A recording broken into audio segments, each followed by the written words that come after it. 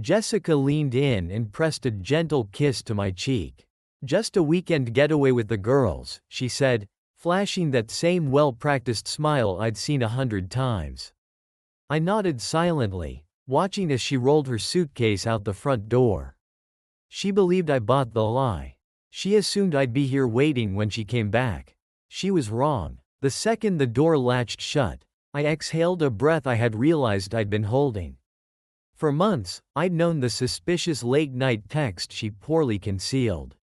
The sudden uptick in effort with her appearance on specific days, the girls' nights and work dinners that always coincide with a faint trace of cologne that wasn't mine. Jessica hadn't been discreet. She didn't think she had to be. That was her fatal mistake. I had verified it weeks ago, not with a pie, but by piecing together the inconsistencies. Her trip wasn't with the girls. She was heading to a luxury resort 2 states away. Meeting him, she had no idea I knew and even less of a clue what I planned. I opened my notes app. Everything was mapped out, every detail accounted for. I'd already split my finances, moved my direct deposits, separated accounts. My name was off the lease. All bills, hers now, every subscription, every service I paid for gone. She'd returned to find not just an empty apartment, but an erased presence. I moved through the space calmly, efficiently. My clothes, my suits, my beat-up hoodie she always stole, packed in the bathroom. I gather my razor, my cologne, even the toothbrush I kept in the drawer. The fridge was empty of my groceries. Furniture, half of it, mine, was gone. The TV, my gaming console, even a coffee maker she used religiously each morning. All mine. By the time I was done, it didn't look like a home anymore.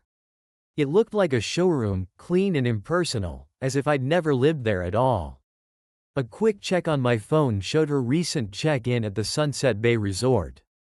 Oblivious, clueless that her world was about to shift beneath her feet. I set my apartment key on the kitchen counter, scanned the room one final time, and walked out. No note, no message, no dramatic goodbye, just absence. She thought she could cheat and still come back to me. She thought I was a safe fallback, someone too loyal, too dependable to ever walk away. She miscalculated badly. The door closed behind me. And for the first time in a long time, I didn't feel weighed down. It felt like stepping outside into crisp air after being trapped in a stifling room. The light of the setting sun washed the parking lot in gold as I made my way to my car. This wasn't a spontaneous decision. I hadn't rushed, hadn't panicked. I'd been preparing for this moment with exacting precision. The apartment key sat alone on the counter. The last piece of me left behind. Every other thread connecting me to that life had been severed. There would be no way for her to contact me. She wouldn't know where I was. That was intentional. Behind the wheel, I looked up at the apartment one last time. So many memories tied to that place. Laughter, warmth, shared routines. But all that had died long ago. Quietly when trust began to rot. The walls were never the heart of the home. It had been the love, the honesty. Both had vanished. I tapped my phone. Another update. Jessica Monroe checked in. I smirked. She really thought she'd gotten away with it. She was probably sipping a drink by the pool, sending me half-text between stolen kisses with another man. She had no idea I'd already left. She still thought she held the power, that I'd always be her backup plan. Her comfort zone. But I had removed myself from that role. She was about to realize how thoroughly. I drove to my new apartment. 1 bedroom, clean, bright mine. No echoes of betrayal in the corners. No shadows of what used to be. The lease was solely in my name. The key cool in my hand. As I stepped inside, it didn't just feel like a fresh start. It felt like a reclamation. Later that night, as I unpacked, my phone buzzed. Jessica, miss you already. Hope you're having a good weekend. Can't wait to see you when I get back. XOXO. The audacity made me laugh. She was probably lounging in a robe, feet dipped in a pool, sending that text to maintain her illusion, still pretending I was a fool. I didn't reply. I didn't need to. Reality was about to catch up with her. I powered off my phone, poured myself a drink, and sank into the couch. For the first time in what felt like forever, I felt at peace, free. Jessica's heels echoed in the hallway as she returned, suitcase trailing behind her. The weekend had been perfect in her mind, pampering luxury, the thrill of deceit. She hadn't thought of me much. She never did when she was indulging herself. I was just a constant, the one she could always return to. She reached the door, phone in hand, already crafting a casual message to me, something light to cover her silence. But when she stepped inside, her fingers froze. The apartment was off. She blinked, confused. The air was different, still unfamiliar. No trace of my cologne. The wall seemed barren, stripped down. She moved inside slowly, suitcase hugging the threshold, her stomach tightening as unease clawed up her spine. Something was missing. Everything was missing, and that's when she knew. The couch was still there, right where it had always been. But something about the room felt wrong. The coffee table sat empty, notebooks, none of Nathan's usual clutter. The throw blanket he always used when watching TV was gone. A strange, uneasy laugh escaped her lips as she turned toward the bedroom. "Nathan," she called, half expecting him to walk out of the bathroom with that dry sense of humor of his. Maybe pulling off some elaborate joke, but the silence was thick, heavy. It swallowed the sound of her voice. Her chest tightened as she stepped into the bedroom, and it hit her swift and brutal. The closet was nearly bare. All of his clothes were missing. Shirts, jeans, even those running shoes. Losing never let it get dirty. The drawers where he kept his watch and wallet were empty.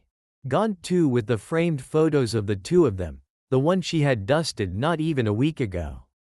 Panicked, she rushed to the bathroom, flinging open drawers and cabinets.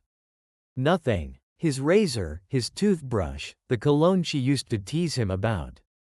All gone. She stumbled backward, breath shallow, her heart thundering in her chest. She grabbed her phone, scrolling desperately. Oh, no new text from Nathan. No missed calls with trembling hands. She dialed his number. One ring, two, straight to voicemail. Oh, this can't be happening, she thought, and tried again. Voicemail. A creeping dread took hold. She darted to the kitchen counter, rifling through the pile of mail, bills, forms, junk, anything with his name on it. But there was nothing, not a single envelope addressed to him. It wasn't just that Nathan had left. He erased himself. Jessica gripped the counter like it was the only thing keeping her upright. The apartment, once full of shared routines and quiet rituals, felt hollow, alien. She couldn't breathe. She opened her phone again, frantically tapping through messages. Just last week, Nathan had sent her a text. Need anything from the store? So plain, so normal, solid, boring, reliable Nathan. But now he was gone. And that quiet dependability felt like something she had taken for granted until it disappeared. Voicemail. She sent a text, her fingers shaking. Nathan, what the hell? Where are you? Call me. She stared at the screen, willing to change to show a read receipt. Typing bubble, anything, nothing. It hung there like a ghost, unseen, unanswered. She wasn't used to this, to being ignored. Jessica had always known how to control the story, how to shift it in her favor. But this was foreign ground. She tore through the apartment, flinging open drawers and cabinets, searching for some proof that he hadn't really gone, that he'd left something behind. But all the signs pointed to the same truth. Nathan had wiped himself out of her world. Even the Netflix login didn't work anymore. Her name was the only one left on the lease. She felt herself unraveling. The cold dread that crept through her was more than guilt. It was grief. He must have known. Of course he had. He had been planning this probably for a while, watching her, waiting, letting her believe everything was still salvageable. She collapsed onto the couch, pressing her hands against her face, trying to make sense of it. How long had he been preparing? All those times he didn't argue when he stayed quiet instead of reacting. That was an indifference. It was strategy. Her phone buzzed. Her heart leapt. Lisa. Jessica barely remembered answering. Hey, how was your trip? Lisa chirped, completely unaware. Fine. Jessica lied, her voice flat and tight. Lisa kept talking. Something about brunch, someone's birthday. But Jessica couldn't focus. She stared at the empty corners of the apartment, the blank spots on the wall. Her stomach churned. Nathan's gone, she said suddenly, cutting Lisa off mid-sentence. There was a beat of silence. What do you mean gone? Jessica's grip on the phone tightened. I mean he left, took all his stuff, cancelled everything like he was never here. Her voice cracked. He's just gone. Lisa inhaled sharply, so he knows. Jessica didn't answer right away, saying it would make it too real.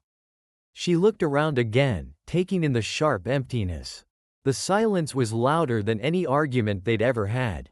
He had vanished without yelling, without tears, just quiet, deliberate departure. Lisa's voice dropped. This is bad. No kidding, Jessica murmured, scrolling through her phone again, rereading old messages, hoping for someone to hold on to. But there was nothing. No response, just the echo of absence. Maybe you just need space, Lisa offered, though her tone lacked conviction. Jessica let out a hollow laugh. This wasn't impulsive. He planned it. He waited until I was out of town. Made sure I couldn't stop him. Lisa hesitated. So, what are you going to do? Up suddenly, pacing the room like a caged animal. I need to find him. Talk to him. He can't just vanish. He owes me that. Lisa's voice was soft but firm. I don't think he does. Jessica froze. What I mean is, maybe Nathan finally realized he didn't know you anything. Maybe he got tired of the lies. Maybe he knew you weren't going to change. Jessica's stomach twisted. Nathan was a constant. The steady presence. He wasn't supposed to leave. He wasn't supposed to disappear. Then her phone vibrated in her hand. A text. Her breath caught. She tapped it open. Message failed to send. You've been blocked. Her vision blurred. Her hands went numb. Nathan wasn't waiting. He wasn't coming back.